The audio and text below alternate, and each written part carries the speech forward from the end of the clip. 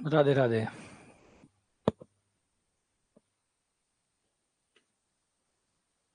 राधे राधे।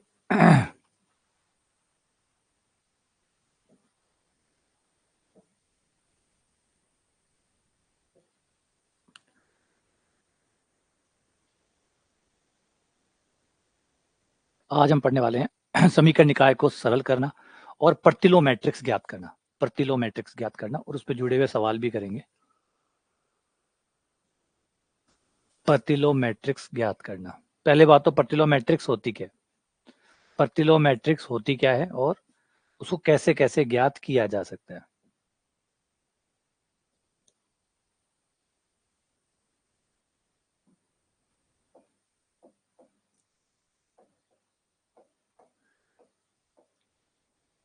प्रतिलोम मैट्रिक्स या inverse matrix.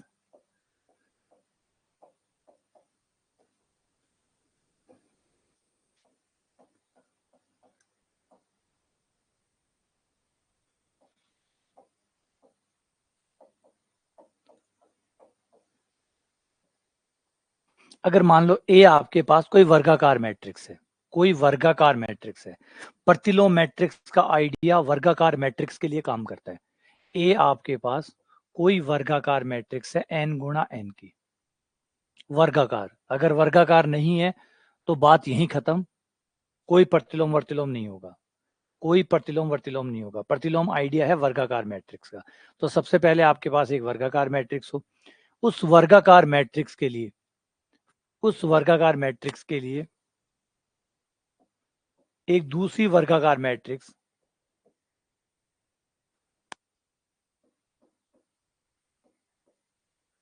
एक सेम साइज की, सेम लंबाई, सेम चौड़ाई की बी मैट्रिक्स आपको मिल जाती है।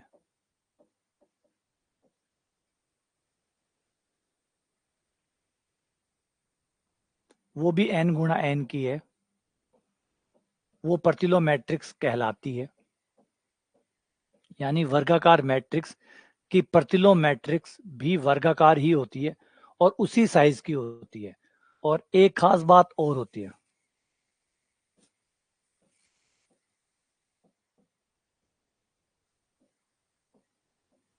यदि यदि मैं a को आगे रख के b को पीछे रखूं और गुणा करूं, या b को आगे रख के a को पीछे रख के गुणा करूं, हर बार मेरे पास इकाई मैट्रिक्स आनी चाहिए, हर बार मेरे पास इकाई मैट्रिक्स आनी चाहिए। तो प्रतिलोम मैट्रिक्स वो जो b है वो a की प्रतिलोम कहलाएगी, a b की प्रतिलोम कहलाएगी। a b की प्रतिलोम है, b a की प्रतिलोम है, यानी दोनों एक दूसरे की प्रतिलोम है। जब मैं a के प्रतिलोम पूछूंगा तो b कहलाएगा, b उसका प्रतिलोम कहलाएगा। जब b का प्रतिलोम पूछूंगा तो वो a होगा। तो a का प्रतिलोम मैट्रिक्स b होगी, b की प्रतिलोम मैट्रिक्स a होगी। तो प्रतिलोम मैट्रिक्स का आइडिया ऐसी मैट्रिक्स ढूंढना है कि वो उसी आकार की हो जिस आकार की आपकी a है। a वर्गाकार है, वर्गाकार। बिना वर्गाकार मैट्रिक्स के प्रतिलोम मैट्रिक्स का अस्तित्व नहीं होता। प्रतिलोम मैट्रिक्स का आइडिया वर्गाकार मैट्रिक्सों के लिए, प्रतिलोम मैट्रिक्स का आइडिया वर्गाकार मैट्रिक्सों के लिए। तो अगर कोई मैट्रिक्स वर्गाकार है तो ही प्रतिलोम मैट्रिक्स का आइडिया उस पर काम करेगा। तो ए वर्गाकार मैट्रिक्स है तो एक अन्य मैट्रिक्स बी उसकी प्रतिलोम मैट्रिक्स कहलाएगी। प्रतिलोम मैट्रिक्स कौन होगी, कौन कहलाएगी? जो बी के साथ गुणा, ए के साथ गुणा करके आगे रख के चाहे पीछे रख के आप कहीं भी करो, आपको वो आई बना के देगी। ठीक है, तो ये होती है वर्गाकार मैट्रिक्स ए की प्रतिलोम मैट्रिक्स बी। दोनों का साइज बराबर होगा। एक बात याद रखिएगा, दोनों का साइज बराबर होगा। जो ए का आकार होगा, ए वर्गाकार होगी, नंबर एक बात, ए वर्गाकार होगी, इसे भूल मत जाना, क्योंकि मैट्रिक्स के प्रतिलोम का आइडिया वर्गाकार का होता है। कोई वर्गाकार मैट्रिक्स है तो ही प्रतिलोम का आइडिया की बात होगी, वरना बात होगी ही नहीं। ठीक है, जिस आकार की आपकी ए मैट्रिक्स होगी उसी आकार की आपकी प्रतिलोम मैट्रिक्स होगी, उसी आकार की प्रतिलोम मैट्रिक्स होगी। और खास बात क्या होगी प्रतिलोम मैट्रिक्स में? खास बात ये होगी कि a गुणा बी करने पर और b गुणा a करने पर आई आ जाएगा। अब ये तो होगी प्रतिलोम मैट्रिक्स की पहचान। अब क्वेश्चन ये है कि प्रतिलोम मैट्रिक्स निकलेगी कैसे, पता कैसे चलेगा कि b कौन है, पता कैसे चलेगा कि बी कौन है? पहले तो ये समझो कि ये क्या कह रहा है, ये तो परिभाषा है। ये तो बता रही कि बी जो है प्रतिलोम मैट्रिक्स होती क्या है, प्रतिलोम मैट्रिक्स होती क्या है। अब क्वेश्चन है कि निकालेंगे कैसे, ठीक है ना। तो याद रखिएगा ये जो है ये है प्रतिलोम मैट्रिक्स क्या होती है।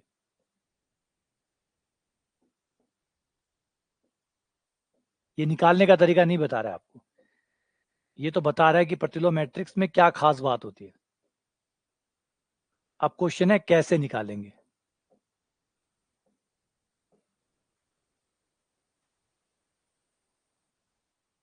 ठीक है, ये तो है प्रतिलोम मैट्रिक्स क्या होती है। अब है प्रतिलोम मैट्रिक्स कैसे ज्ञात करेंगे।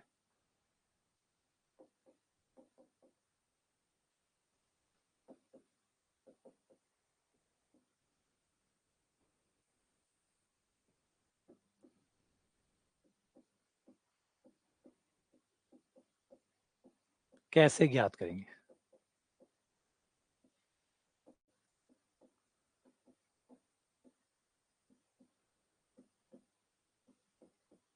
इसके लिए हमारे पास दो मेथड है,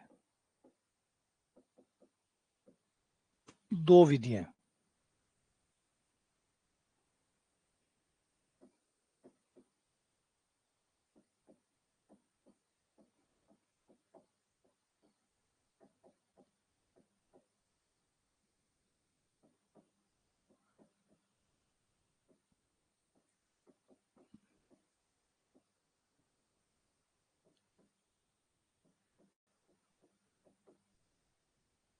पहली विधि प्रारंभिक रूपांतरणों के द्वारा, एलिमेंट्री ट्रांसफॉर्मेशन, प्रारंभिक रूपांतरण।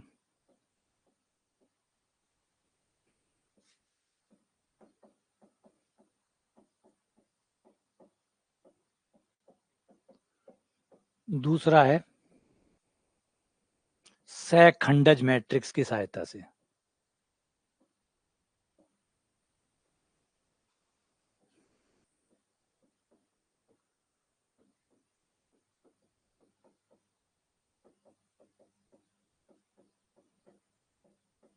ये दो तरीके हमारे पास है। एक तो है हमारा प्रारंभिक रूपांतरण की सहायता से, जो प्रारंभिक रूपांतरण है उसकी सहायता से। क्या होता है प्रारंभिक रूपांतरण, उसकी बात करते हैं। फिर दूसरा है सहखंडज की सहायता से। दो विधियां हमारे पास है, प्रारंभिक रूपांतरण और सहखंडज। दोनों से ही देखो कि कैसे ये ज्ञात होती है, किस तरीके से ये ज्ञात होती है।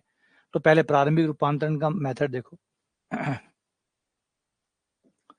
प्रारंभिक रूपांतरण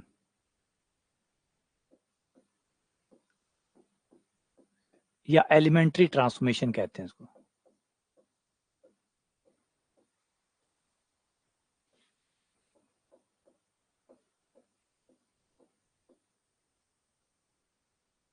इसमें क्या करते हैं, इसमें हम जानते हैं कि प्रत्येक मैट्रिक्स ए को जब इकाई मैट्रिक्स से गुणा करते हैं तो वापस से ए आता है, वापस से ए आता है। जब भी आप किसी मैट्रिक्स को गुणा करते हैं, ए को आई से गुणा करेंगे तो ए आएगा यहाँ, ठीक है। अब यहाँ पे हम थोड़ा सा कलाकारी दिखाएंगे, या आई को ए से गुणा कर लो, आई को ए से गुणा कर लो तब भी ए आएगा। अब यहाँ पे हम एक कलाकारी करेंगे, कलाकारी प्रारंभिक रूपांतरण। ये प्रारंभिक रूपांतरण क्या होते हैं, प्रारंभिक रूपांतरण होते हैं कि आप किसी भी पंक्ति में से कोई भी पंक्ति जोड़ सकते हैं, घटा सकते हैं, किसी संख्या से गुणा करके जोड़ सकते हैं, घटा सकते हैं। ये जो पंक्तियों को आपस में जोड़ना घटाना जो है, पंक्तियों का आपस में जोड़ना घटाना या पंक्तियों का स्थान बदलना, कि भाई पंक्ति नंबर 1 यहाँ जाओ, पंक्ति नंबर 2 यहाँ जाओ, ये जो बेसिक काम है जो आप मैट्रिक्स में कर सकते हैं, वो सारे चीजों को प्रारंभिक रूपांतरण कहते हैं। तो ये जो प्रारंभिक रूपांतरण है ये आपको लगाने हैं और दोनों साइड लगाने, दोनों साइड इसको ले लिया और दोनों साइड लगाने। और लगाने का उद्देश्य ये रहेगा कि आपका जो ए मैट्रिक्स है आप उस पर प्रारंभिक रूपांतरण लगा के उसे आई बना दो। जो भी प्रारंभिक रूपांतरण लगाने पड़े आप लगाओ, फ्री हैंड हो। ए को आई बना दो, ए को आई बना दो, इकाई मैट्रिक्स बना दो। जब आप ए को आई बनाएंगे तो ऑब्वियसली बात है उस साइड में आई है वो भी कुछ बन जाएगा। दोनों साइड बदलेंगे ना, नियम तो लगेंगे, दोनों साइड लगेंगे। तो जब दोनों साइड लगेंगे, इस साइड ए आई बन जाएगा, तो निश्चित तौर पर उस साइड जो है, उस साइड आपकी आई मैट्रिक्स भी कोई और कुछ बन जाएगी, कुछ तो बन ही जाएगी। मान लीजिए बी मैट्रिक्स बन गई, वो बी बन गई, कुछ भी बन जाएगी। जब ये दिखाएंगे रूल जब आप लगाएंगे तो कुछ तो चेंज आएगी। जब चेंज इधर आया है, इधर ए आई बन गई, सारे अवयव खत्म हो गए, 1 0 0 0 1 0 0 0 1 बन गई है, तो उधर भी तो कुछ हुआ ही होगा। दोनों साइड आपने रूल लगाए हैं, दोनों साइड रूल लगाए तो उधर भी कुछ बना होगा। सपोज करो उधर आई मैट्रिक्स बी मैट्रिक्स बन गई। अब क्या हुआ, अब ये हुआ कि जो हमें प्राप्त हुआ है उससे अगर हम पढ़ें तो इसका मतलब ये हुआ कि बी ए बराबर आई, बी ए बराबर आई, इसका मतलब बी जो है वो प्रतिलोम मैट्रिक्स है, क्योंकि प्रतिलोम मैट्रिक्स की परिभाषा यही कहती है कि प्रतिलोम मैट्रिक्स वो मैट्रिक्स होती है जो ए से गुणा करके आई बनाती है। इसका मतलब बी जो है, बी जो है वो ए का प्रतिलोम है, बी ए का प्रतिलोम है, तो हमें ए का प्रतिलोम प्राप्त हो गया। इसे कहते हैं प्रारंभिक रूपांतरण। ये मेथड हम कम ही काम में लेते हैं क्योंकि ये बहुत लेंदी होता है, बहुत लंबा होता है, काम में नहीं लेते, लेकिन पढ़ लो, एक बार पढ़ना तो जरूरी है ताकि आपको पता हो कि ये भी एक रूप होता है, ये भी एक तरीका होता है। आ जाओ एक करके दिखाता हूं मैं कि कैसे काम करता है ये। मान लो कोई एक 2x2 की मैट्रिक्स ले लेते हैं,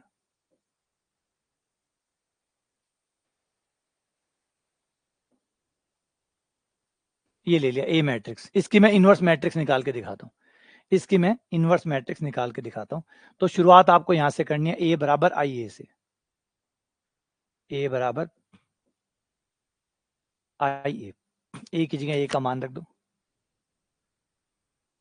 2 3 1 5।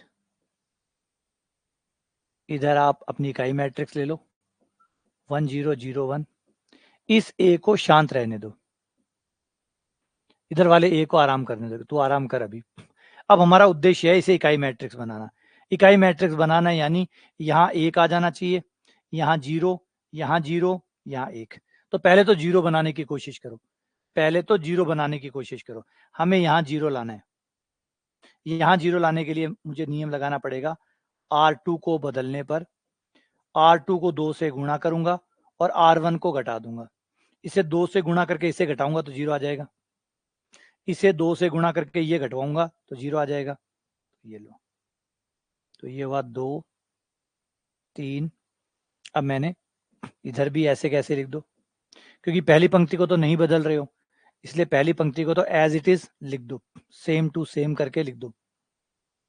फिर आप इसको घटा दो, 2 से गुणा करके घटाने पर ये हो गया 0, ये हो गया 6, 5 में से 6 गया -1।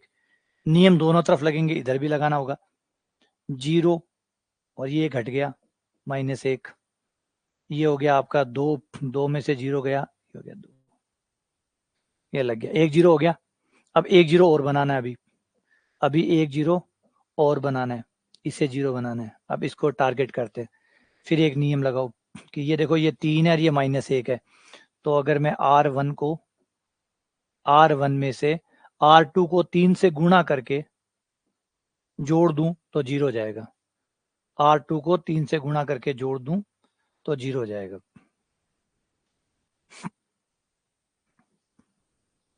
तो दूसरी पंक्ति तो एज इट इज उतार दो,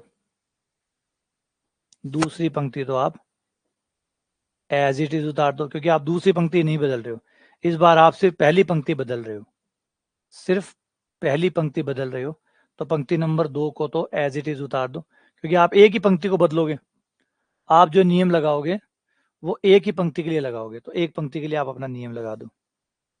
अच्छा वो क्या करें, अच्छा ये 7 आएगा,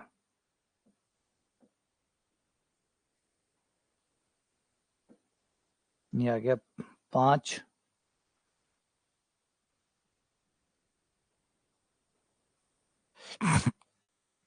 कौन सा 7 आया, ये 2 से गुणा करने पर ये हो गया 10, 10 में से 3 गया, ये 7 आ गया। अच्छा ये 7 आया तो मुझे 3 को करना था, तो यहाँ पे नियम बदलना पड़ेगा। नियम रहेगा कि ऊपर 3 है नीचे 7 है, तो ऊपर को 7 से गुणा करने पर और नीचे को 3 से गुणा करके घटाने पर, ऊपर वाले को 7 से गुणा करवा रहा हूँ, नीचे वाले को 3 से गुणा करवा रहा हूँ और फिर घटा रहा हूँ ताकि 0 आ जाए, क्रॉस गुणा करके घटवा रहा हूँ ताकि 0 आ जाए। तो ये हो जाएगा 7 दूनी 14, 14 -0, तो ये 14 ही आ जाएगा। फिर ये आ जाएगा 7 तियां 21, ये 21, ये 7 है यहाँ पे। ये 7 या 21 हो गया, ये 21, ये 0 हो गया, ये 0, 7 या 21, 7 या 21 0। यहाँ जाओ ऊपर, यहाँ 7 और 3, ये हो गया 10, ये हो गया हमारा 7 और 3 6, ये -6, ठीक है, ये आ गया। अब हमें अगला काम करना है, जो नंबर चाहिए वो ले आओ। अब हमें यहाँ पे 1 चाहिए, 1 चाहिए तो पहली पंक्ति में 10 14 का भाग देने पर, R1 में 14 का भाग देने पर, यहाँ भी 1 चाहिए, R2 में 7 का भाग देने पर,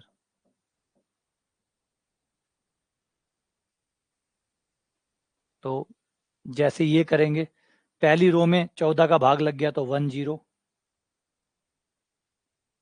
10/14 यानी 5/7, -6/7, 6/14, 6/14 यानी 3/7, और नीचे वाली में 7 का भाग लगा तो -1/7 और 2/7। अब ये एक तरफ आपकी इकाई मैट्रिक्स बन गई, तो दूसरी तरफ आपके पास अपने आप ही इनवर्स मैट्रिक्स बन जाएगी। जब ये इकाई बन जाए तो ये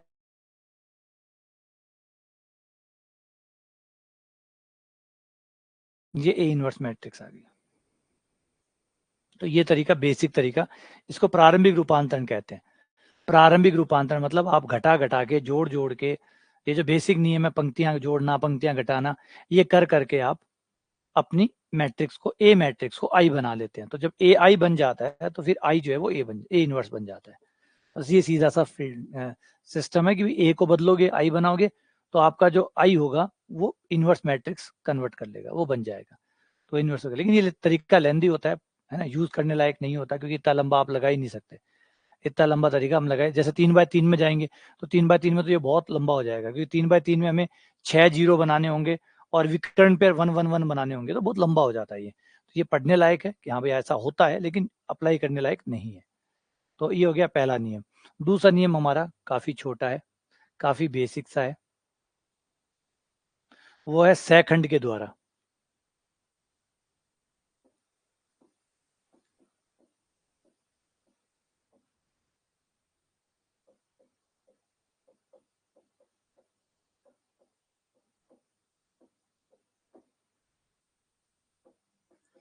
यही जो है जो हम नॉर्मली काम में लेते हैं, सैखंड की सहायता से, सैखंड की सहायता से इसको हम काम में लेते हैं। हमारी जो भी मैट्रिक्स है, उस मैट्रिक्स के सभी अवयवों का सैखंड निकालो, सबके सबका सैखंड। सैखंड निकालना है, उपसारणिक नहीं निकालनी है, उपसारणिक नहीं निकालनी है, सैखंड निकालना है। सैखंड होता है उपसारणिक साथ में चिन्ह, चिन्ह और सह सारणिक दोनों मिलाकर सैखंड कहलाते हैं। तो आपको हर अवयव का सैखंड निकालना है, और सैखंड निकालकर जितने भी सैखंड आए उनकी सबकी एक मैट्रिक्स बनानी है, जिसे कहेंगे सैखंड की मैट्रिक्स। सबके सैखंड निकालो, और जिसका सैखंड निकालो उसको मैट्रिक्स में वहीं पे लिखो। जैसे A11 का सैखंड जो भी है उसे यहाँ लिखो, A12 का यहाँ लिखो, A13 का सैखंड यहाँ लिखो, A21 का यहाँ लिखो, A22 का यहाँ लिखो, A23 का यहाँ लिखो, A31 का यहाँ लिखो, A32 का यहाँ लिखो, और A33 का यहाँ लिखो। ये आपके आगे जितने भी सैखंड आए उनको आने के बाद उनकी मैट्रिक्स बना लो। इसे सैखंड की मैट्रिक्स कहते हैं, सैखंड की मैट्रिक्स। सबके सैखंड निकालो, सबके, और बारी बारी से निकाल निकाल के यहाँ पे लिखते जाओ। फिर इसके बाद में एक सैखंडज मैट्रिक्स बनेगी, जिसको एडजॉइंट मैट्रिक्स कहते हैं। सैखंडज, सैखंड की मैट्रिक्स, सैखंडज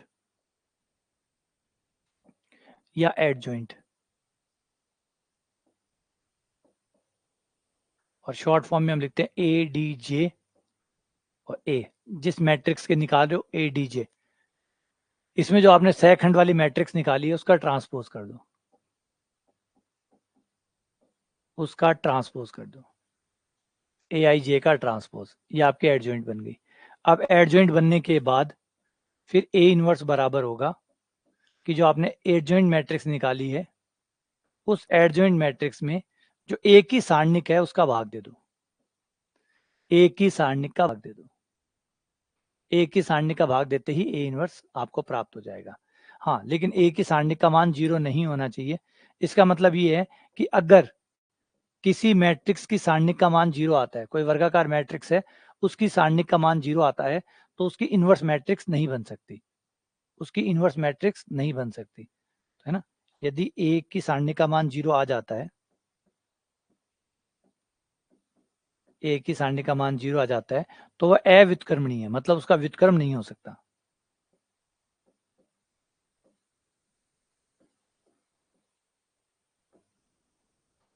नॉन इन्वर्टिबल,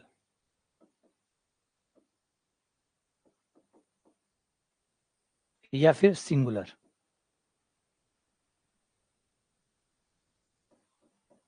ये नाम इसको दिए जाते हैं। जब मैट्रिक्स का इन्वर्स नहीं होता तो ऐसी मैट्रिक्स को सिंगुलर मैट्रिक्स या नॉन इन्वर्टिबल मैट्रिक्स या अव्युत्क्रमणीय मैट्रिक्स कहते हैं, अगर सारणी का मान 0 आता है तो, है ना। वरना ए इनवर्स इस तरीके से निकल जाएगा। ये तरीका थोड़ा सा इजी पड़ता है, क्योंकि इसमें किसी प्रकार के हमें वो रूल नहीं लगाने, घटाना जोड़ना नहीं है।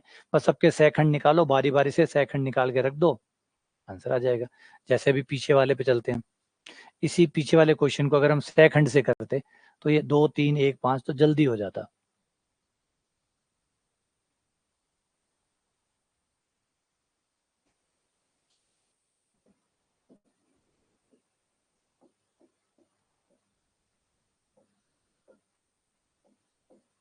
तो यहाँ पे 4 अवयव है, चारों अवयव के सहखंड निकाल लो। चारों अवयवों के सहखंड, चिन्ह याद रखना, इसका चिन्ह है प्लस माइनस माइनस प्लस, इनके चिन्ह याद रखना। पहले A11 का सहखंड, A11 चिन्ह किसका, प्लस का, प्लस सारणिक, इसे छोड़ दिया, इसे छोड़ दिया, 5 आ गया, ये 5 हो गया। फिर A12 का चिन्ह माइनस का, चिन्ह माइनस, और ये हो गया 1। A21 चिन्ह माइनस का, इसे छोड़ दिया, इसे छोड़ दिया, वो 3 आ गया।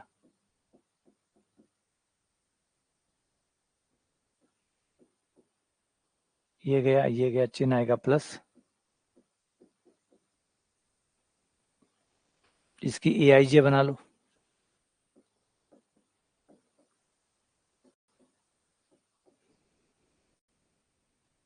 पांच -1 -3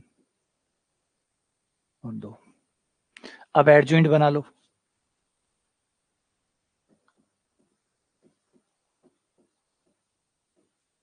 ये AIJ बनाया, इसका ट्रांसपोज,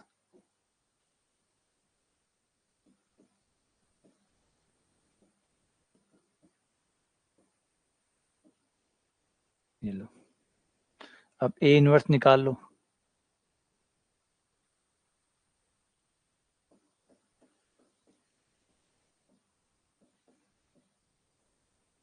A की सारणी का मान निकाल लो। 10 -3 यानी 7।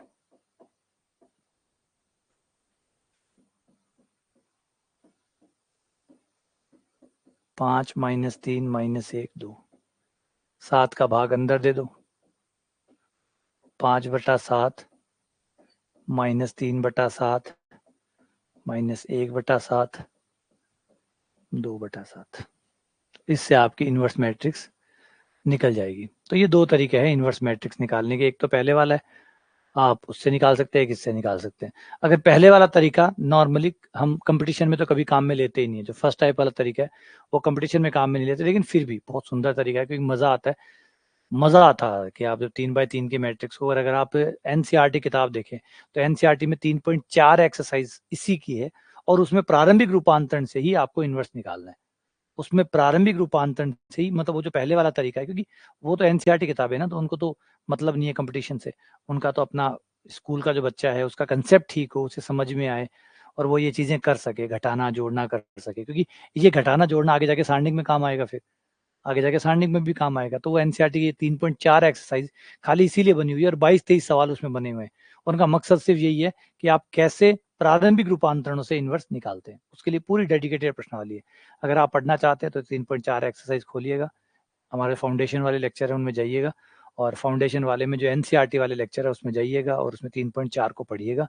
बहुत मजा आएगा, एक दो सवाल करके देखिएगा, क्योंकि हर चीज कंपटीशन के हिसाब से भी नहीं होती, कुछ ऐसे भी होता है कि, पर हर चीज कंपटीशन में जुड़ ही जाती है, हर चीज कंपटीशन में आपके जुड़ी जाएगी, है ना। आप चाहे अगर आप अच्छा खा रहे हैं तो आपका शरीर अच्छा होगा, आपका दिमाग अच्छा होगा, तो कंपटीशन में फायदा होगा।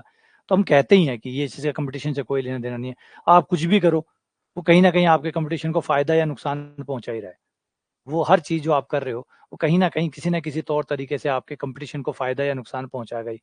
अगर आप अच्छा खा रहे हैं, अगर आप एक्सरसाइज करते हैं, आप टाइम टू टाइम सोते हैं, आपका शरीर अच्छा है, आपका पारिवारिक माहौल अच्छा है, तो हर तरीके से वो आपके कंपटीशन को फायदा पहुंचा ही रहा है। अब परिवार का कंपटीशन से क्या लेना देना, बिल्कुल लेना देना है। पारिवारिक माहौल अच्छा है, मोटिवेशन माहौल है, इंस्पायर करने वाले लोग हैं, तंग करने वाले लोग नहीं है, ताने मारने वाले लोग नहीं है, तो कंपटीशन में वो फायदा मिल जाएगा। तो हर चीज कहीं ना कहीं कंपटीशन से जुड़ी जाती है। हम कह भली दें कि कंपटीशन से क्या लेना देना, हर चीज का लेना देना है, क्योंकि अंततः परिणाम वही बनाता है। ठीक है, तो उसको अगर पढ़ना चाहें आप तो बिल्कुल पढ़िएगा, देखिएगा, मजा आएगा। और वैसे निकालना चाहते हैं तो आप इस तरीके से निकाल सकते हैं। 2x2 की मैट्रिक्स का इन्वर्स निकालने का एक शॉर्ट ट्रिक भी आप लगा सकते हैं। 2x2 के लिए, 3x3 के लिए तो कोई शॉर्ट ट्रिक नहीं है, 2x2 के लिए शॉर्ट ट्रिक।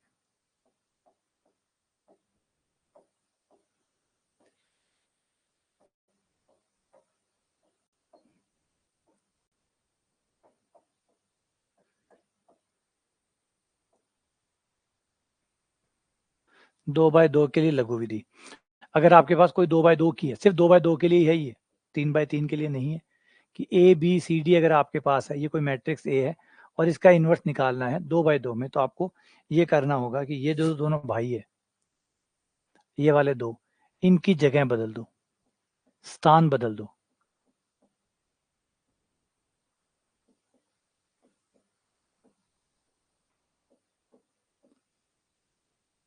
और इनका सिर्फ चिन्ह बदल दो, जगह मत बदलो, इनका चिन्ह बदल दो।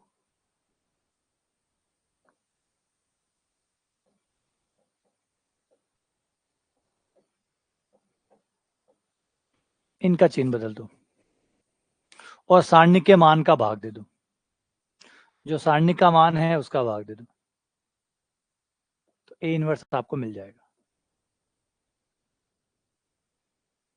इन दोनों का स्थान बदल दो, तो डी यहां आ गया, ए यहां गया, डी यहां गया, ए यहां गया। इन दोनों का चिन्ह बदल दो, जहां है वहीं रहने दो, बस चिन्ह बदल दो। जैसे बी अगर माइनस का है तो प्लस कर दो, प्लस है तो माइनस कर दो, प्लस है तो माइनस कर दो, माइनस है तो प्लस कर दो, और फिर सारणिक के मान का भाग दे दो, ये आपका ए इनवर्स आ जाएगा। इससे आपका ए इनवर्स ज्ञात हो जाएगा। तो ये 2x2 के लिए लघु विधि है। तो कई बार 2x2 की मैट्रिक्स होते हैं, बड़ी आसानी से इसका इनवर्स आप ऐसे निकाल सकते हैं, छोटे तरीके से। 3 तरीके अब हो गए आपके पास 2x2 के लिए, एक तो प्रारंभिक रूपांतरण, एक अभी जो पढ़ा है वो वाला सेकंड वाला, और एक ये वाला। ठीक है, इन तीनों से ही आप इनवर्स निकाल सकते हैं। 3x3 का तो पूरे तरीके सेकंड वाले तरीका काम करता है, क्योंकि 3x3 तो बहुत बड़ा हो जाता है, क्योंकि 3x3 सेकंड भी लगाते हैं तो 9 सेकंड निकालने पड़ते हैं। A11, A12, A13, A21, A22, A23, A31, A32, A33, सब निकालो, 9 के 9 निकालो और फिर उन्हें सॉल्व करो। अभी हमारे काम क्या आएंगे, इनवर्स का महत्व है समीकरण निकाय को हल करने में, समीकरण निकाय को हल करने में हम इनकी मदद लेंगे। रेखिक समीकरण निकाय को हल करवाना, रेखिक समीकरण निकाय का हल ज्ञात करना।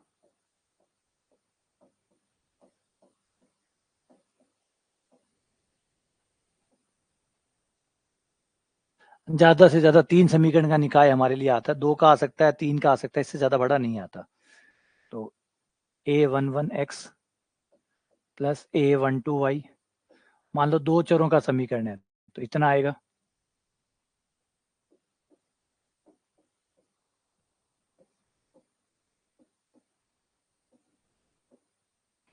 ये हो गया रेखिक, दोनों रेखिक समीकरण है, और x और y 2 चरों की है, ज्यादा से ज्यादा 3 चरों की हो सकती है, 2 चरों की हो सकती है, 3 चरों की हो सकती है। a1x, a11x, एक x का गुणांक, एक y का गुणांक, एक z का गुणांक और बराबर में एक अचर पद।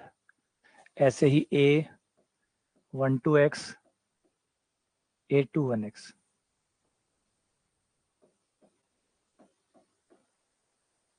a22y, a23z बराबर b2, a31x, a32y, a33z,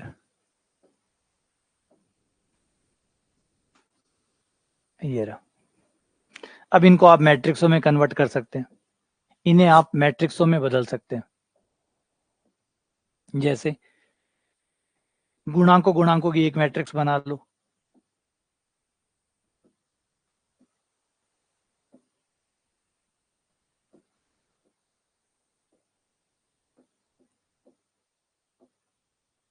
इसे आप इस तरीके से सेम मैट्रिक्स से लिख सकते हैं। यानी इसी समीकरण निकाय को, ये जो समीकरण निकाय है, इसको आप इस तरीके से मैट्रिक्स में चेंज कर सकते हैं। इन मैट्रिक्सों के आप नाम रख लो। जैसे इस मैट्रिक्स का नाम मैंने, गुणांकों वाली मैट्रिक्स का नाम मैंने ए रख लिया, जो अज्ञात है, जो निकालने हैं, उनका नाम मैंने एक्स रख लिया, ए गुणा एक्स है, और बराबर में जो मैट्रिक्स चल रही है उसका नाम मैंने बी रख लिया। तो मेरे समीकरण निकाय का मैट्रिक्स रूप हो जाएगा, मैट्रिक्स रूप। ये मैट्रिक्स फॉर्म हो गया। यानी इसी चीज को मैं मैट्रिक्स में भी लिख सकता हूँ। मेरे समीकरणों को मैं मैट्रिक्स की सहायता से भी लिख सकता हूँ। बात एक ही है, बस लिखने का तरीका अलग है। यहाँ मैंने समीकरण को समीकरण के रूप में लिखा है, यहाँ मैंने मैट्रिक्स के रूप में लिखा है, बात वही है। तो ऐसे ही यहाँ पे भी कर सकता हूँ यही चीज। यहाँ थोड़ी बड़ी मैट्रिक्स बन जाएगी, होना यही है। a11, a12, a13, a21, a22, a23,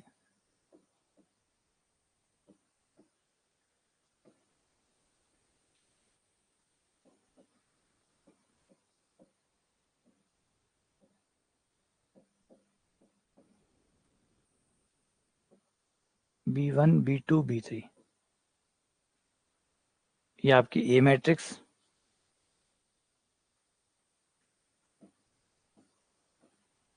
ये एक्स मैट्रिक्स, ये बराबर में बी मैट्रिक्स, ए गुणा एक्स बराबर बी। तो इस तरीके से आप इसे मैट्रिक्स में कन्वर्ट कर सकते हैं। अब सिर्फ हम मैट्रिक्स में कन्वर्ट ही नहीं कर सकते, बल्कि मैट्रिक्स की सहायता से इसको हल भी कर सकते हैं। मैट्रिक्स की सहायता से हल भी कर सकते हैं।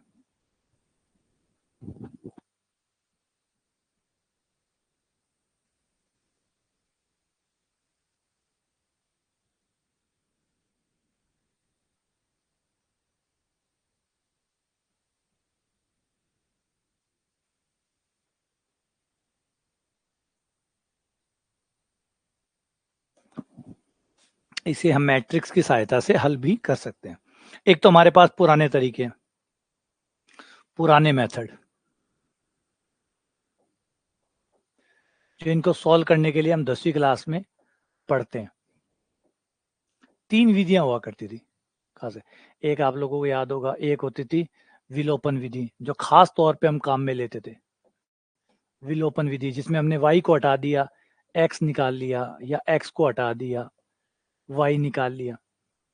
दूसरी होती थी प्रतिस्थापन, एक समीकरण से x या y में से कोई निकाल लो, उसे ले जाकर दूसरे में रख दो, तो वहां से y उड़ जाएगा, तो x निकल आएगा, y है ना। इसे कहते थे प्रतिस्थापन विधि।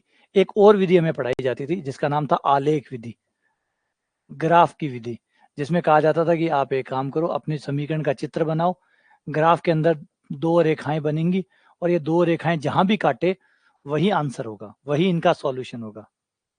ये दोनों लाइनें जहां भी काटेगी वो इनका सॉल्यूशन होगा।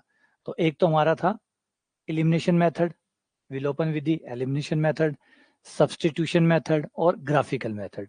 ये 3 मेथड हम यूज करा करते थे XYZ निकालने के लिए। हाँ, 3 वाले के लिए तो ग्राफिकल मेथड नहीं लगता था, क्योंकि 3 तो हमसे बनते ही नहीं थे, क्योंकि हमारा जो कागज होता था, जो ग्राफ होता था, वो 2 डायमेंशन होता है। तो 2 ही लाइनें बन सकती है उसके ऊपर, और एक्स वाई की ही बन सकते हैं। जेड वाली लाइन तो फिर 3v में चाहिए होगा, 3v में हमसे हो नहीं सकता, तो वो तो हमारे परे चला गया। तो इसको हम सॉल्व 10th में 2 का सॉल्व करा करते थे। तो अब इसी चीज को हम आगे ले जाते हैं कि इन्हीं को हल करने की जो विधि है, वैसे तो अब तक पता नहीं कि कम से कम मेरे ख्याल से 15 विधियां ऑलरेडी अब तक खोजी जा चुकी है, और शायद उससे ज्यादा भी हो, तो मेरी अज्ञानता, मुझे नहीं पता होगा। मैंने जो लास्ट टाइम तक इसकी विधियां पढ़ी है और देखी है, वो 15 के आसपास इसकी विधियां आ चुकी है, 15 विधियां। और अलग अलग लोगों ने इसको सॉल्व करने के अलग अलग तरीके ईजाद किए।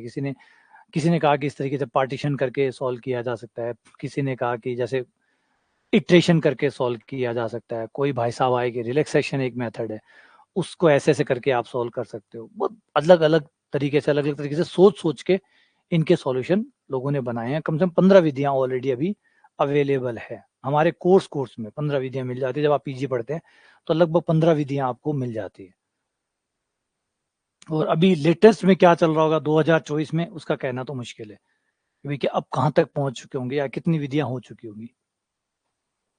तो अब हमारे फिलहाल हम सिर्फ अपनी मैट्रिक्स की बात करेंगे। तो मैट्रिक्स में हम 2 ही विधियां लाएंगे। मैट्रिक्स में हम सिर्फ 2 ही विधियां लाएंगे। एक तो हमारी खुद आव्यूह विधि, 2 विधियां अभी लेटेस्ट में। नंबर 1 आव्यूह विधि मैट्रिक्स की सहायता से,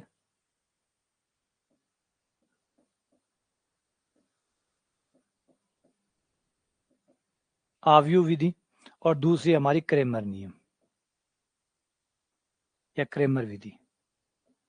क्रेमर विधि सारणिक पर आधारित है,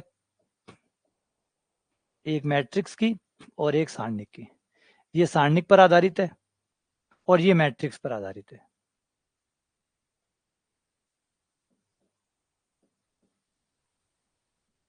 मैट्रिक्स विधि बहुत बहुत सिंपल है, बहुत सिंपल एकदम।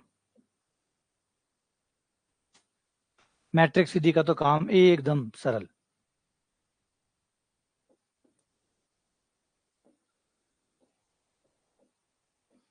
बहुत ही सिंपल विधि जो है वो ये हमें बताती है कि ए एक्स बराबर बी है। ठीक है, ए एक्स बराबर बी है, और ए जो है उसकी इनवर्स मैट्रिक्स जो भी है, मान लो ए इनवर्स इनवर्स मैट्रिक्स है, दोनों तरफ ए इनवर्स से गुणा कर दो। ए की प्रतिलोम मैट्रिक्स ए इनवर्स है, दोनों तरफ ए इनवर्स से गुणा कर दो।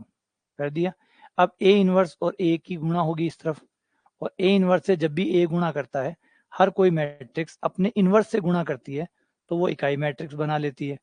ये इकाई मैट्रिक्स बन गई। और इकाई मैट्रिक्स के साथ किसी को भी गुणा करोगे तो इकाई मैट्रिक्स एक की तरह होती है, एक से गुणा करने पर किसी पे कोई फर्क नहीं पड़ता। तो ये आपका एक्स आ गया। तो आपको बस ये करना है कि आपकी जो भी मैट्रिक्स है, जो भी मैट्रिक्स ए है, उसका इनवर्स निकाल लो और उसे बी से गुणा कर दो, आपका आंसर आ जाएगा। आपकी जो भी गुणांकों वाली मैट्रिक्स ए है, उसका इनवर्स निकाल के बी से गुणा कर दो, आपका एक्स आ जाएगा। बहुत सिंपल तरीका, एकदम बहुत बेसिक तरीका है भाई। सिर्फ करना क्या है कि जो आपकी ए मैट्रिक्स है गुणांकों वाली, उसका इनवर्स निकाल लो, ले जाके बी से गुणा कर दो, आपका एक्स आ जाएगा। इतना सिंपल, बिल्कुल सिंपल। आ जाओ करके दिखाता हूँ। 2x प्लस 3y बराबर मान लो 5। ये हमारा है। इसकी मैट्रिक्स बना लेते हैं पहले। 2 3 2 3 3 माइनस 2,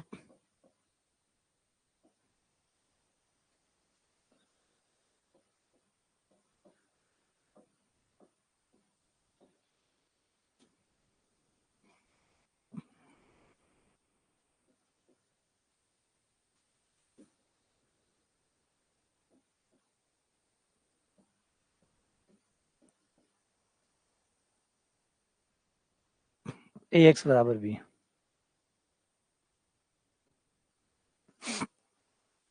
ए इंटू एक्स बराबर बी। अब हमें सिर्फ करना क्या है, ये जो ए मैट्रिक्स है इसका इन्वर्स निकालना है और बी से गुणा करना है। और 2/2 का इन्वर्स निकालने का हमारे पास जो लघु विधि है उसका यूज करेंगे। लघु विधि का, लघु विधि में क्या बताया था, लघु विधि में ये बताया था कि आपको ये करना होता है कि इन दोनों का तो स्थान बदलना होता है। तुम यहां आ जाओ, तुम यहां चले जाओ। इनका तो स्थान बदलना होता है और इनका चिन्ह बदलना होता है। जगह नहीं बदलनी, चिन्ह बदलना है। इनका चिन्ह बदलना होता है। फिर सारणिक के मान का भाग देना होता है।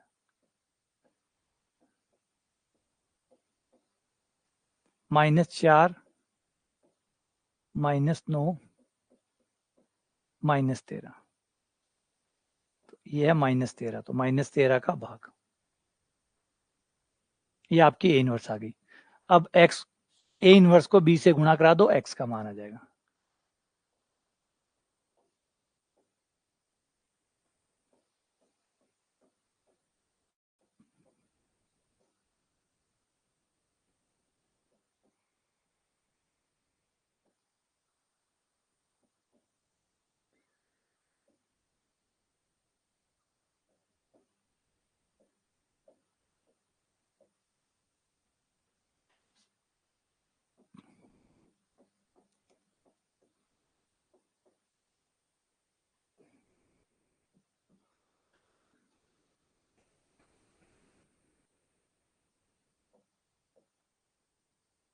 गुणा करने पर -10, ये हो गया माइनस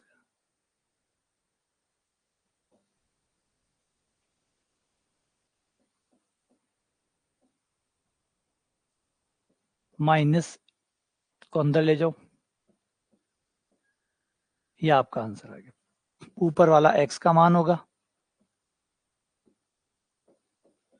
नीचे वाला आपका वाई का मान होगा।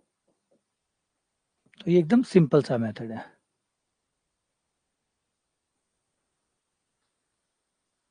तो ये बहुत सिंपल तरीके से काम करता है। बस इसकी कॉम्प्लिकेटेड पार्ट ये है कि हमें इन्वर्स निकालना पड़ता है। इन्वर्स निकालना पड़ता है, जो कि अपने आप में एक पेचीदा काम है। इन्वर्स निकालना अपने आप में पेचीदा काम है। तो ये जो मेथड है, ये मेथड आगे जाके फिर दिक्कत देने लग जाता है।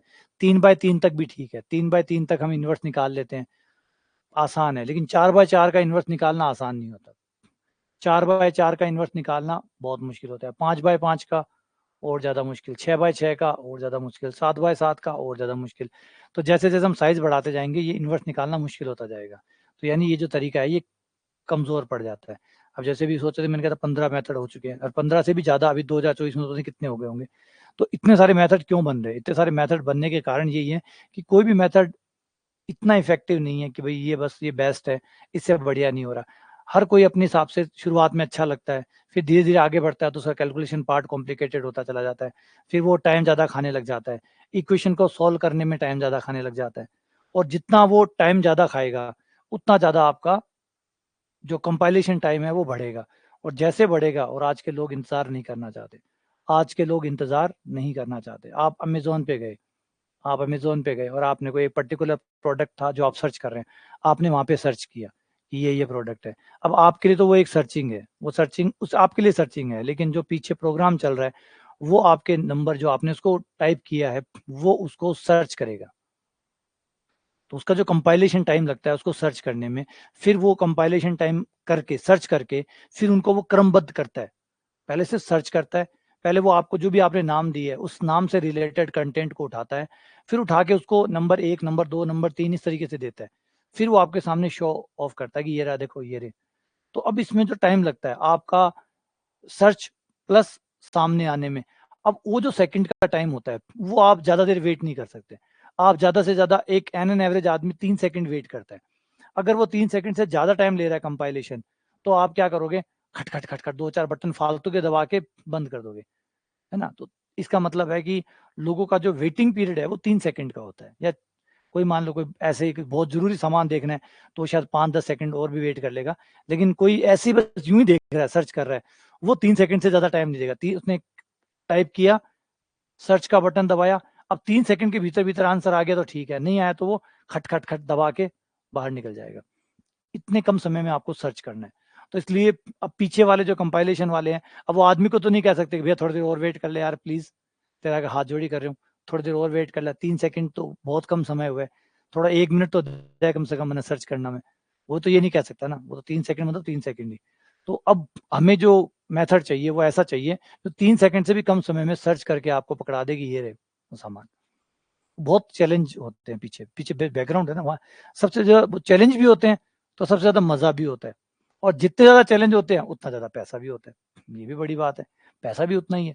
आप अगर आज अमेजोन को कह देते हो कि भाई मेरे पास एक सर्च इंजन है जो लगभग 2 सेकंड में जो भी बंदा सर्च करेगा, कुछ भी सर्च करे, मैं 2 सेकंड में लिस्ट को शॉर्ट आउट करके उसके सामने डाल दूंगा।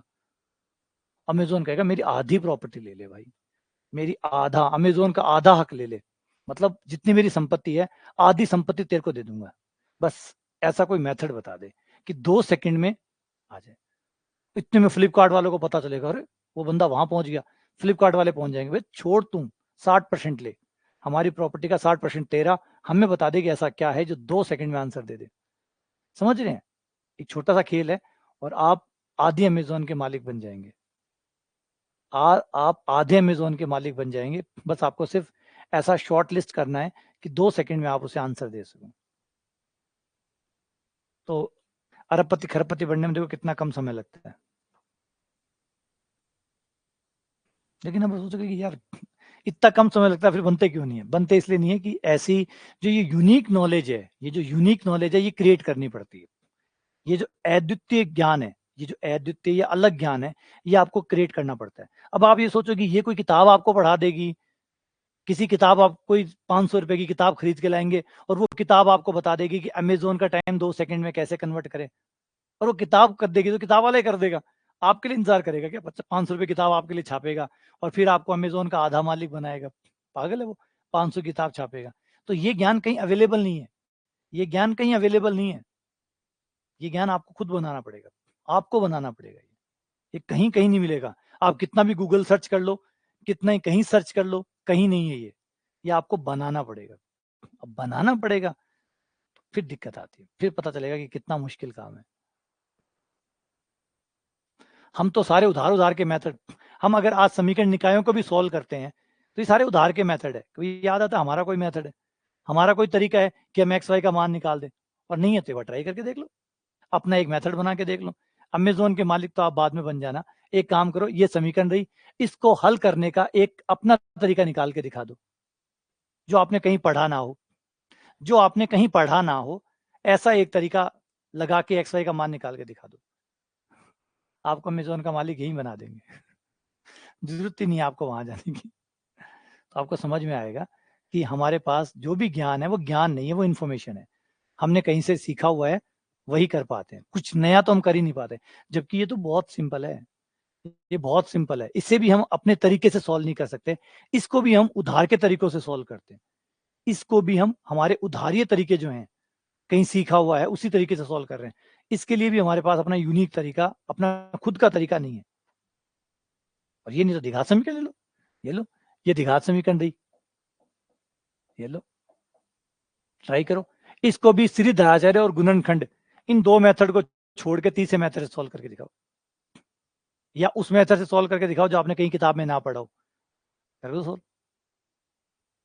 तो समझ में आ जाएगा कि यूनिकनेस में कहाँ दिक्कत है, क्यों आदमी जल्दी से करोड़पति या अरबपति नहीं बन पाता, क्योंकि किसी के पास यूनिक नॉलेज नहीं है। सबके पास वो नॉलेज है जो किताबों में पढ़ी है, और वो किताबों में पढ़ी है तो फिर उसका आपको पैसे कौन देगा? 500 रुपए की किताब में पढ़ा है, वो 500 रुपए या 250 रुपए या 300 रुपए वाली किताब में डला पड़ा है, उसकी उसके पैसे कौन देगा आपको?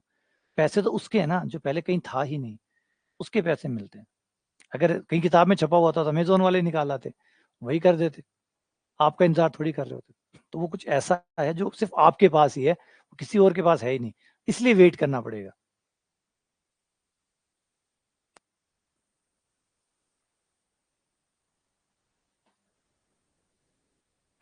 यानी ये समझ में आना बात की क्या दिक्कत है, प्रॉब्लम क्या है, हमारे सिस्टम की दिक्कत क्या है? हमें यूनिक अलग सोचने की ताकत हमें नहीं दी जाती, हमें अलग सोचने की ताकत है ही नहीं।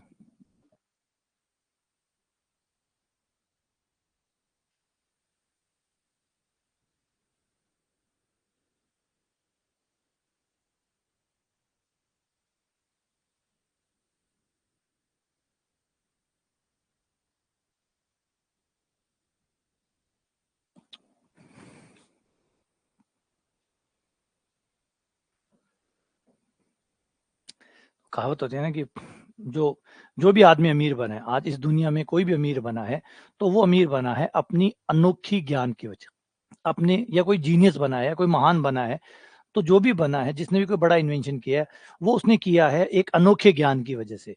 वो कहीं किताबों में नहीं था। Relativity, general theory of relativity से पहले कहीं किताबों में जनरल थ्योरी ऑफ रिलेटिविटी नहीं थी। जिसने न्यूट्रॉन का आविष्कार किया उससे पहले किताबों में न्यूटन नहीं था। इलेक्ट्रॉन का आविष्कार किया उससे पहले इलेक्ट्रॉन कहीं नहीं था, है ना। ग्रेविटी का आविष्कार, जब ग्रेविटी के बारे में बताया तो उससे पहले ग्रेविटी के बारे में किसी ने लिखा हुआ नहीं था कि वहां से पढ़ के लोगों को बता दिया कि मैंने ग्रेविटी ढूंढ ली है।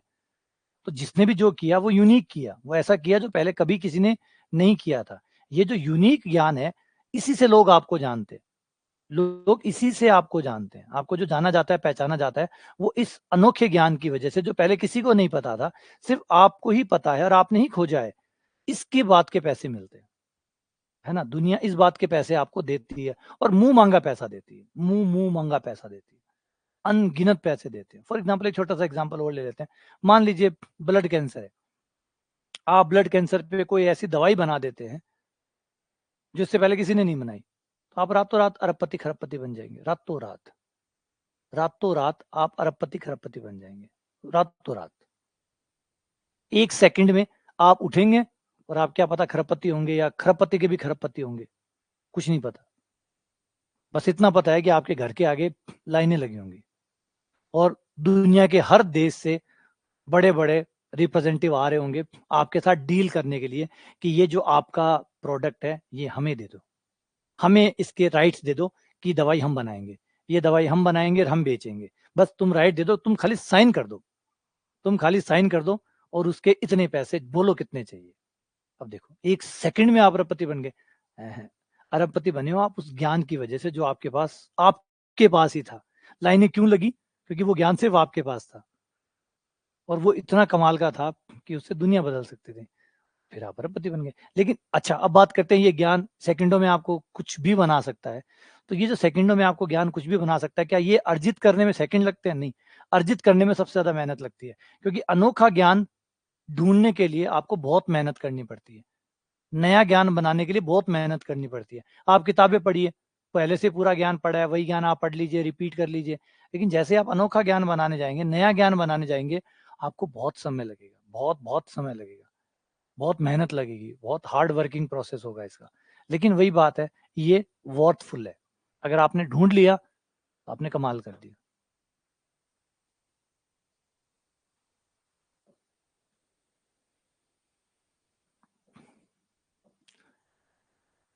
तो हम आगे बढ़ते हैं।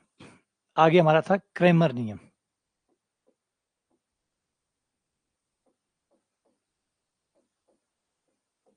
या क्रेमर विधि।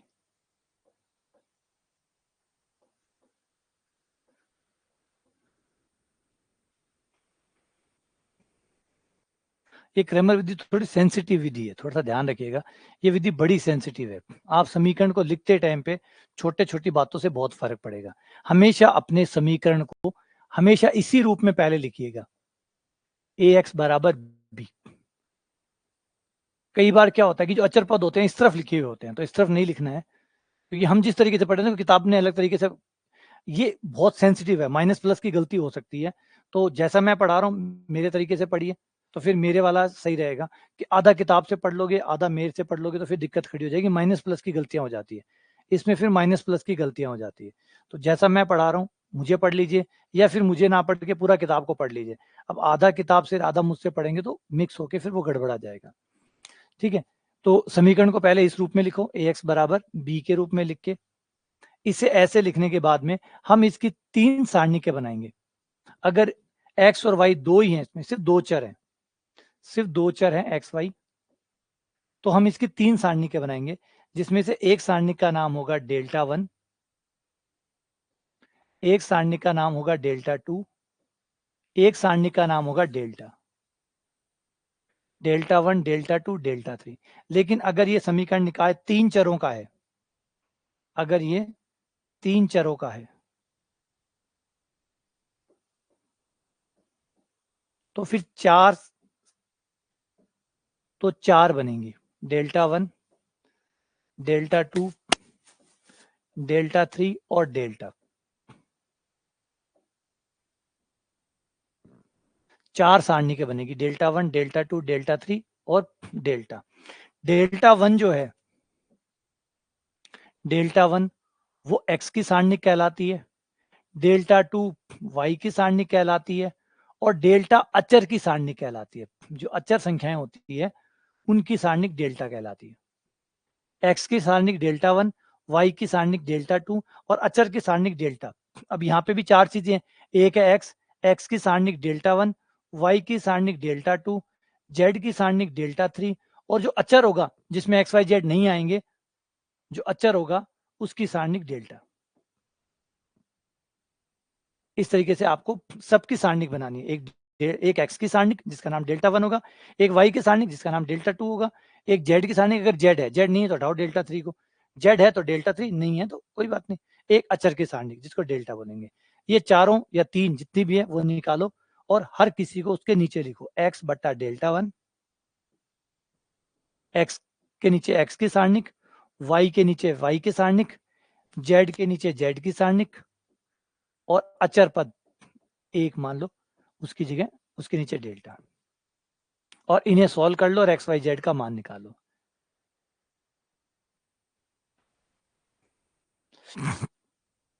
ऐसे x बटा डेल्टा 1, y बटा डेल्टा 2, z बटा डेल्टा 3, 1 बटा डेल्टा, फिर आप डेल्टा 1, डेल्टा 2, डेल्टा 3 लिख दो और एक्स वाई जेड आ जाएगा।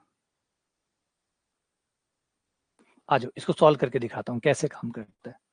ये मान लो आपका वही पिछले वाले सवाल ले लेते हैं, 2x प्लस 3y बराबर 5, 3x माइनस 2y बराबर 1। अब सारणिक कैसे बनेगी थोड़ा उसका ध्यान देना, सारणिक कैसे बनेगी उसका ध्यान देना। मैंने कहा था x सारणिक है, डेल्टा 1 सारणिक है x की, तो जो x वाला कॉलम है उसको छोड़ दो, x वाले को छोड़ दो, ये लिया, x वाला खाली हो गया, और इस खाली की जगह ये बराबर वाले को यहां ले आओ, बराबर वाले को यहां ले आओ, 5 1, x वाला खाली कर दो, x वाले की जगह बराबर वाले को लिख दो, बाकी y वाले की जगह y लिख दो, x वाले को हटा दो। जब डेल्टा 1 बनाओ, डेल्टा 1 मतलब x वाली बनाओ, डेल्टा 1 यानी जब x वाली बनाओ तो आप x वाले कॉलम को छोड़ दो, उसको खाली कर दो और उसकी जगह बराबर वाले कॉलम को लाके भर दो और सारणिक बना लो। डेल्टा 2 के टाइम पे y वाले को खाली कर दो, अब y वाले को खाली कर दो, y को छोड़ दो, x वाला तो लिखना ही है, x वाला लिख दिया, y वाले को खाली कर दिया और उसकी जगह बराबर वाले को, जिसको भी खाली करो उसकी जगह बराबर वाले को डाल दो, जिसको भी छोड़ रहे हो, जैसे x वाली को छोड़ रहे हो तो वहां पे बराबर वाले डाल दो, डेल्टा 2 के टाइम पे y वाले को छोड़ोगे तो y वाले में उसको डाल दो। ठीक है, ये डेल्टा 1 डेल्टा 2 आ गया। अब है डेल्टा अचर वाला, अचर वाले में अचर वाले को छोड़ दो, तो अचर वाला छोड़ दिया, 2 3, ये 2 3 -2। अब थोड़ा सा इसको याद रखो, कैसे याद रखोगे कि x के टाइम पे x वाले को छोड़ दो और उसकी जगह बराबर वाले, खाली जगह तो रह नहीं सकती, तो वो जो x वाली को तो छोड़ना ही पड़ेगा क्योंकि डेल्टा 1 बना रहे हो मतलब x वाली बना रहे हो, x वाली को छोड़ना होगा। अब x वाली को छोड़ोगे तो जो खाली जगह है वो बराबर वाले से पूर्ति कर दो, फिर y वाले टाइम पे y को हटा दो, उसको बराबर वाले से पूर्ति कर दो, z वाले टाइम पे z वाले को छोड़ दो, उसको बराबर वाले से पूर्ति कर दो। इस तरीके से डेल्टा 1 डेल्टा 2 डेल्टा 3 बन जाएंगे और डेल्टा 4 जो भी डेल्टा होंगे जितने होंगे सारे निकल जाएंगे और इनकी वैल्यू निकाल लो। -10 -3 -13, 2 और 15 -13, -4 -13, ये सारे मान यहाँ ले आओ, x बटा डेल्टा 1 जो कि है -13, डेल्टा 2 y बटा -13, 1 बटा -13, -13 सबके नीचे है, काट दो, 1 1 1, x बटा 1, y बटा 1, 1 बटा 1, बराबर कर लो, इसको इसके बराबर करोगे तो x बटा 1 बराबर 1 बटा 1, वज्र गुणा करने पर x बराबर 1। अब एक बार इसको इसके बराबर ले लो, इसको नहीं, इसको इसके बराबर ले लो, y बटा 1 बराबर 1 बटा 1, वज्र गुणा करने पर y बराबर 1, ये मान आ गया।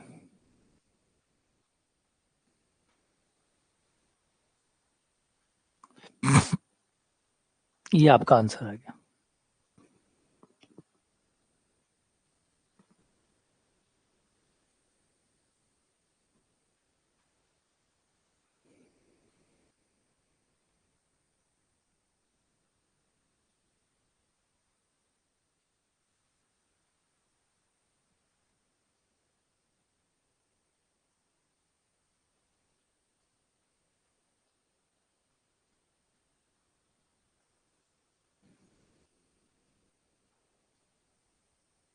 ठीक है, आ गया समझे? आ गया? कैसे करना है आपको, इस तरीके से आप सॉल्व कर सकते हैं।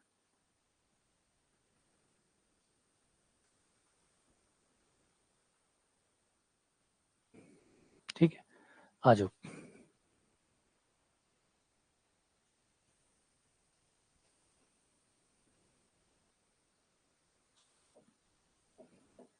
अब समीकरण निकाय के हल होंगे भी या नहीं होंगे, इसका पता कैसे चले? समीकरण निकाय के हल होंगे या नहीं होंगे?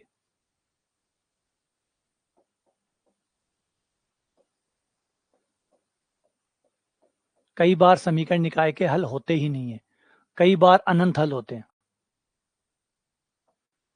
और कई बार इकलौते हल होते हैं। मतलब एक ही मान x का आएगा, एक ही मान y का आएगा, एक ही मान z का आएगा। तो तीन परिस्थितियां हो सकती है। नंबर एक, अद्वितीय हल हो, मतलब यूनिक सॉल्यूशन हो। एक ही x का मान आएगा, एक ही y का मान आएगा, और z है तो एक ही z का मान आएगा। अद्वितीय हल, यूनिकनेस।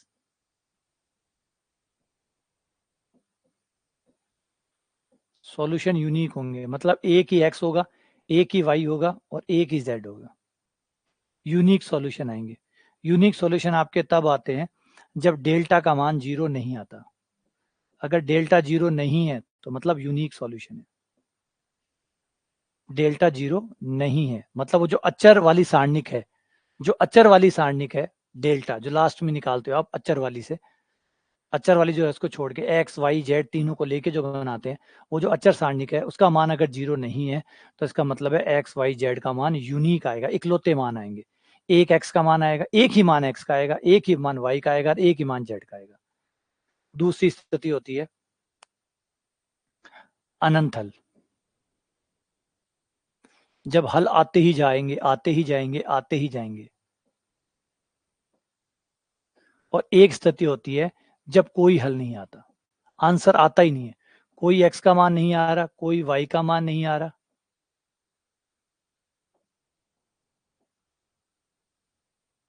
कोई हल नहीं है, कोई आंसर नहीं आ रहा।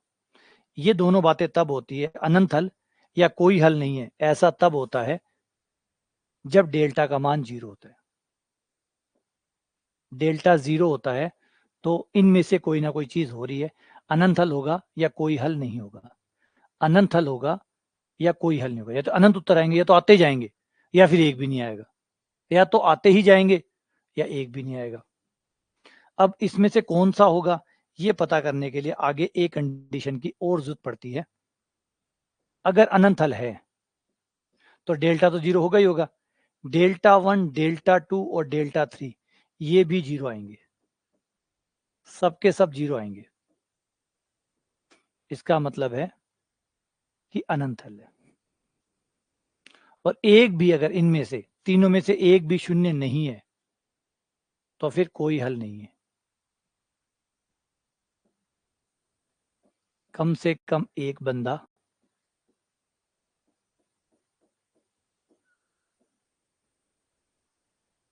कोई भी एक 0 नहीं आया, सारे 0 आ गए तो अनंत हल, एक भी 0 नहीं आया तो फिर कोई हल नहीं। लेकिन पहले डेल्टा, सबसे पहले डेल्टा निकालिएगा, डेल्टा 1 पे मत जाइएगा, पहले डेल्टा निकालिएगा, डेल्टा 0 आ रहा है या नहीं आ रहा। अगर डेल्टा 0 नहीं आ रहा, इस केस में आपका डेल्टा 1, डेल्टा 2, डेल्टा 3 का कोई फर्क नहीं पड़ेगा। पहला है ना, पहलो बाबू है डेल्टो, है ना, जैसे बाबा होता है ना घर में, तो पहली राय बाबा की मानी जावे। मारवाड़ी में जैसे राजस्थानी लोग जो होते हैं बाबा होता है, ताऊ जी या दादा ने बाबा बोलिया करे, तो पहली राय हुआ बाबा की। बाबा हाँ भरेगा, फिर नीचे वाले पापा पे और मम्मी पे और बाकी लोगों की फिर बात होगी। तो पहला है डेल्टा, सबसे पहले डेल्टा निकालो, पहले बाबा की हाँ कराओ। अगर बाबा 0 नहीं है तो अद्वितीय हल होंगे।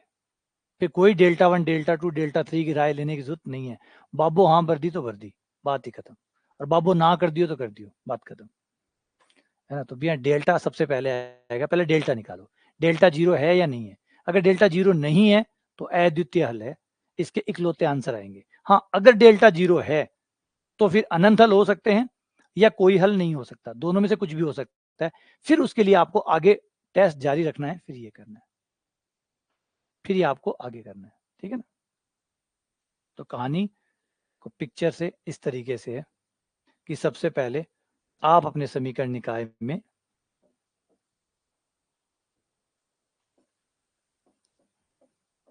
इसमें सबसे पहले डेल्टा निकालो। और डेल्टा कौन है इसमें?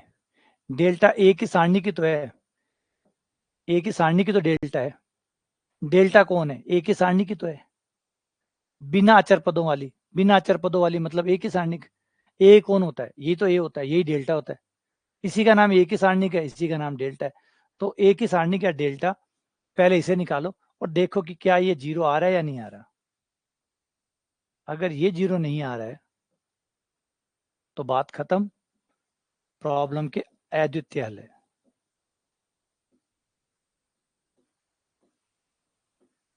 लेकिन अगर ये 0 आ जाता है तो अब या तो अनंत हल होंगे, या तो अनंत हल होंगे, और या फिर कोई हल नहीं होगा। उसके लिए हमें फिर आगे के मानों यानी डेल्टा 1 डेल्टा 2 और डेल्टा 3 को निकालना होगा। इन तीनों को फिर ज्ञात करना होगा। मामला अब इन पे चला गया है और फिर ये लोग बताएंगे कि क्या हुआ। अगर ये सबके सब 0 आ गए तो अनंत हल, और अगर एक भी 0 नहीं आया, एक भी, है ना,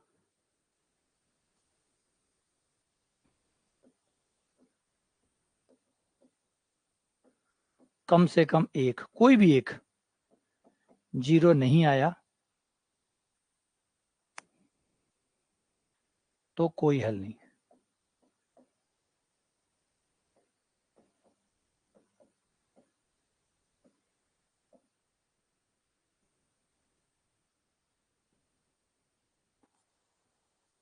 ठीक है, सही है। चलो अब एक बात बताओ, एक कमाल की बात बताओ कि अगर एक समीकरण निकाय में डेल्टा 2 का मान 0 नहीं आया, बताओ, डेल्टा 2 का मान 0 नहीं आया तो अद्वितीय हल होंगे, अनंत हल होंगे, या कोई हल नहीं होगा? कौन सी स्थिति होगी? डेल्टा 2 का मान 0 नहीं आया, बताओ कौन सी स्थिति होगी?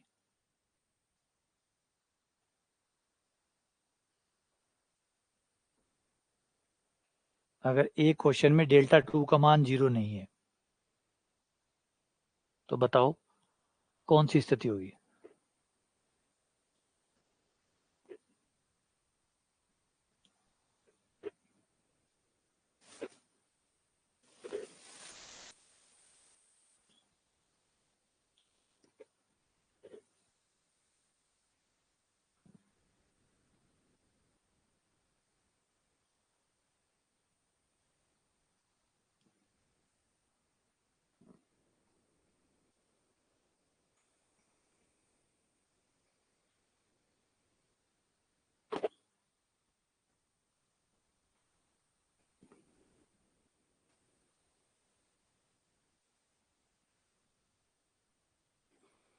ये एक फायदा है, जब आदमी बहुत अच्छा अनुभव हो जाए ना, पढ़ाता पढ़ाता, पढ़ाते पढ़ाते जब एक अच्छा अनुभव आदमी को हो जाता है, एक लंबा अनुभव हो जाता है, तो वो एज ए स्टूडेंट बन जाता है। जब आपको एक लंबा हो जाता है, अनुभव हो जाता है, तो अब आप खुद अपने हिसाब से नहीं सोचते, आप बच्चों के हिसाब से सोचते हैं। आपको पता होता है कि बच्चा क्या सोच रहा है। जब आप शुरुआत में, जब पहले पहले आप पढ़ाना शुरू करते हैं तो आप होते हैं, आप खुद होते हैं। लेकिन जैसे जैसे आप पढ़ाने लग जाते हैं, 1 साल 2 साल 3 साल 4 साल, तो आप खुद स्टूडेंट बन जाते हैं। आप बिल्कुल वैसा ही सोच पाते हैं जैसे बच्चे सोच रहे हैं। आप वैसे ही सोच पाते हैं जैसे बच्चे सोच रहे हैं, मतलब आप समझ पा रहे हैं कि वो क्या सोच रहे होंगे, उनके दिमाग में क्या चल रहा होगा। हाँ, तो पहली बात है, डेल्टा टू से डिसाइड नहीं होगा, डेल्टा टू से कुछ भी डिसाइड नहीं होगा। याद रखो कि डेल्टा टू जीरो नहीं आया, लेकिन क्या डेल्टा जीरो है? ये लाइन तब खुलेगी जब पहले डेल्टा जीरो होगा, ये पत्ते तब खुलेंगे जब डेल्टा जीरो होगा। डेल्टा जीरो तो है ही नहीं, बाबा से पहली थे माँ बाप से हाँ भरान लाग गया। पहले कहो को नहीं बाबा हूँ पूछने, अब बात तो थाने बतायो कि पहले बाबा की हाँ ना चाहिए, पहले बाबा पूछणु पड़सी, घर का मायने बड्डो कौन? बाबो। और बाबा थे पूछो को नहीं, थे लाइन ही तोड़ दी, और यो बाबो, पहले बाबा तो मिलो नहीं, बाबो कर दे घर में कड़ा है। बाबा ने पूछा बिना अगर थे चला गया तो कड़ा हो जाएगी। पहले बाबा ने पूछो, पहले डेल्टा को पूछो कि डेल्टा की वैल्यू कितनी है, फिर उसके बाद चलो आगे।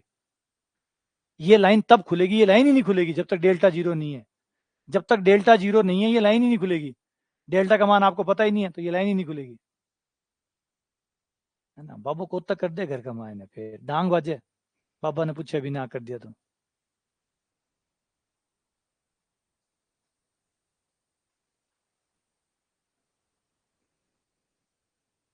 पहले डेल्टा टू तक बात जाएगी नहीं, पहली बात होगी डेल्टा की, पहले डेल्टा तय होगा, और डेल्टा तय होने के बाद होगा। यहाँ पे डेल्टा जीरो नहीं आया तो इसका मतलब है कि यहाँ पे delta one delta two zero नहीं, सब यहाँ आएंगे, है ना। तो पहले इसकी राय जरूरी है, डेल्टा की राय। नहीं बाबा ने पूछना जरूरी है, बाकी भी चाहे कर दो करे तो सब आपकी मन की है।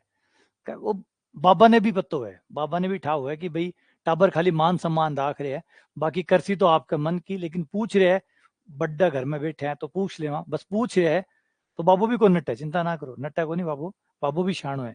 कोई गेल अगर कोई बद्दू बाबू है तो बात अलग है, वरना बाबू शाणो है। बाबू भी दौड़ा में धूल कौन गिरा है, बिन्ने बेरो है कि भाई कुछ टाबर राय मशूरो पक्को करके आया है, हाँ ना सब तय करके आया है, मन तो खाली पूछ रहे हैं। तो आप हाँ भर दिया तो ठीक रहे सी, बाबू भी कौन नट्टा है, लेकिन पूछनी जरूरी है। तो पहली बात बाबा की, क्योंकि समाज बाबाओं चल है, तो ये इंपॉर्टेंट चीज है, ध्यान से सोचो समझो। पहले ये लाइन में आप यहाँ नहीं आ सकते, आप यहाँ नहीं आ सकते, पहले आप यहाँ से यहाँ होगे, तो पहले डेल्टा जीरो होगा फिर आप यहाँ होगे, है ना। जब तक डेल्टा नहीं पता आप आगे नहीं बता सकते, क्योंकि यहाँ डेल्टा जीरो है तो यहाँ डेल्टा वन डेल्टा टू की कोई बात नहीं, यहाँ इसका मतलब यहाँ पे delta one delta two delta three कुछ भी हो सकते हैं, यहाँ delta one delta two delta three कुछ भी हो सकते हैं। यहाँ पे भी जीरो नहीं और जीरो है दोनों आ जाएंगे यहाँ पे भी, लेकिन यहाँ डेल्टा जीरो नहीं हो गया, बात यहीं खत्म होगी, आगे की जरूरत ही नहीं पड़ी। अब डेल्टा टू चाहे कुछ भी हो, इसका आंसर अद्वितीय हल ही होगा। तो अब इसके साथ अगर यहाँ अब हम एक कंडीशन ऐड कर दें कि डेल्टा जीरो नहीं है, अब होगा कि भाई ये वाली लाइन आ गई, ये लाइन आ गई, और ये लाइन आ गई, इसका मतलब अद्वितीय हल।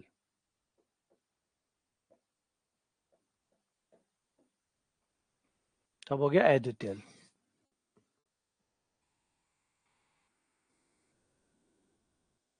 ठीक है ना, तो समझ गए कब हल होंगे कब नहीं होंगे।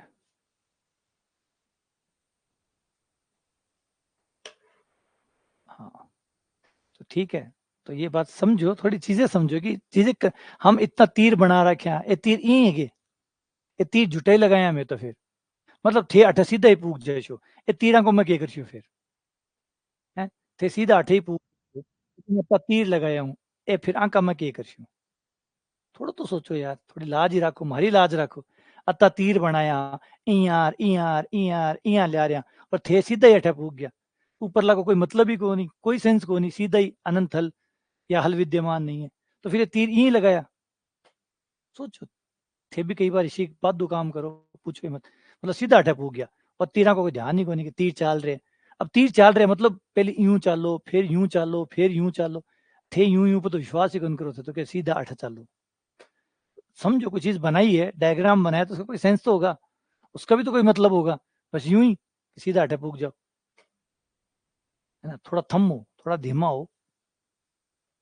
तो ये होता है कि आप कैसे पहचानेंगे कि कोई समीकरण निकाय कौन सी स्थिति में है, अद्वितीय हल में है, अनंत हल में है, या फिर कोई हल में नहीं है। देखो, अनंत हल हो या अद्वितीय हल हो, इसका मतलब हल तो है, अनंत हल हो और चाहे अद्वितीय हल हो, इसका मतलब हल तो है। हल है, इसे कहते हैं संगत निकाय।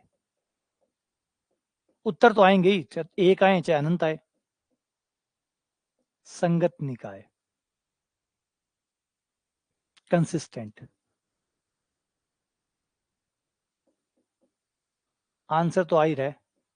हाँ ठीक है, इकलौता आए चाहे अनंत आए, आ तो रहा है। इस केस में कुछ भी नहीं आ रहा, इसे कहते हैं असंगत। मतलब समीकरण निवाय सिर्फ दिखाने के लिए बनाया हुआ है, हल तो हो ही नहीं रहा, बस यूं ही बनाया हुआ है, इनकंसिस्टेंट।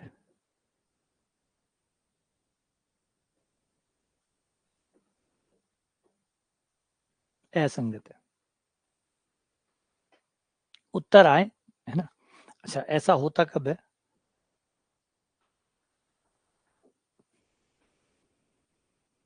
जैसे हम 2/2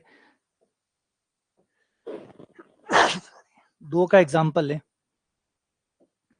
तो जैसे अब ये समीकरण है, अगर आप इन्हें सॉल्व करते हैं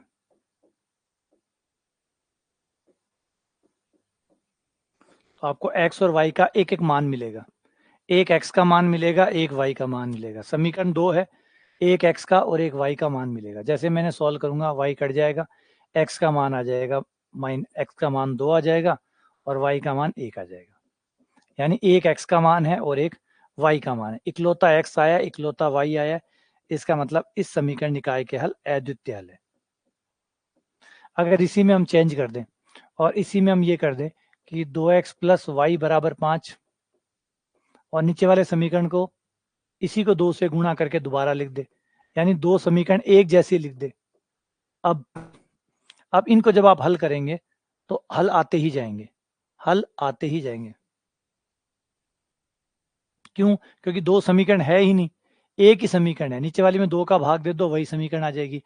अब एक समीकरण से आप चाहे जितने उत्तर निकाल सकते हो, एक समीकरण से आप चाहे जितने उत्तर निकाल सकते हो। x का मान रखते जाओ, y का मान निकालते जाओ। x का मान 0 रखने पर y 5, x का मान 1 रखने पर y बराबर 3, x का मान 2 रखने पर y बराबर 1, x का मान 3 रखने पर y बराबर -1। और चाहे जितना निकालते जाओ, अंत तक ये निकलता जाएगा, अंत तक ये निकलते जाएंगे। यानी यूं कहें कि अब अनंत हल है। इस केस में उत्तर ही उत्तर, उत्तर ही उत्तर निकलते जाएंगे। लेकिन अगर हम इसमें थोड़ा सा और चेंज कर दें और 2x प्लस वाई बराबर 5 और एक तरफ 2x प्लस वाई बराबर 6 कर दें, अब इन समीकरण को हल करना संभव नहीं है। क्यों नहीं है? क्योंकि जैसे ही आप इन समीकरण को घटाएंगे तो कुछ ऐसा आएगा जो दिखा रहा है कि गणित ही गलत है। 2x कट गए, ये आ गया 0, 5 में से 6 गया -1। ये कह रहा है 0 और -1 बराबर होते हैं। क्या 0 और -1 बराबर होते हैं? ये तो गणित को ही चुनौती दे रहा है, ये तो गणित को ही चुनौती दे रहा है। तो इसका मतलब है कि हाँ, समीकरण में कोई रोड़ो है, हाँ समीकरण में कुछ ना कुछ गड़बड़ है, ये हल हो ही नहीं सकती। अब 0 बराबर -1 दे रहा है, इन समीकरणों का क्या भला होगा, है ना। इनका क्या हो सकता है? कुछ नहीं। तो इसका मतलब कोई हल नहीं हो सकता। आना छेड़ोगा तो गणित और बिगड़ जाएगी।